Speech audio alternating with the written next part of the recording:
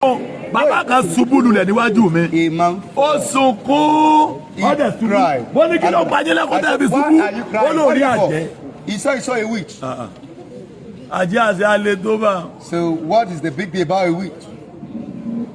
Ayẹ̀ bá wa bọ́ ọ lóru. If a witch approach you in the middle of the night. Now. Ẹ̀wọ̀n tó ní kúkú tó ń dákọ̀ ìpè kọ́ sáfù. Jẹ́ ẹ̀mọ́ ọ̀hún àgbáyé mi lọ́wọ́ àná. Bájẹ̀ bá wa bọ́ ọ lóru. If a witch comes to you. Tí ọba lajú tó ọba rí wọn. If you open your eyes and see Psalm 114. Read Psalm 114. Tell them. Ẹ̀yin tẹ́ ẹ̀ wáyé. You that come here. Delegate tẹ́ ẹ̀yàn wáyé. This delegate of yours. Lórúkọ bàbá ọmọ àti ẹ̀mí mímọ́. Ọlọ́run Abrahamu. God of Abraham. Ọlọ́run Isaki. God of Isaac. Ọlọ́run Israeli. And God of Israel. Mo sọ kó tó pé ọjọ́ méje. Before 7 weeks. Ẹ gbọ́dọ̀ kú. You must die. You must leave this world. And after saying that, read Psalm 114 again. Bẹ́ẹ̀ bá sáyẹ̀sì àmà lọ kí. If somebody falls sick, don't bother to go and visit them. Those set of people will die. They will die. So, they will surely die. You don't have to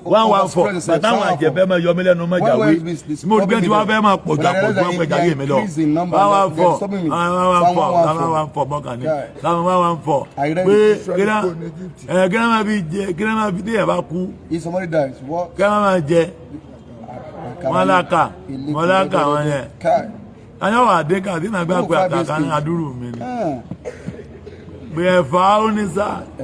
He said, sir, 200 naira for me. Just go and buy a disc of 200 for me. He bought it. Which is the one who is troubling this church.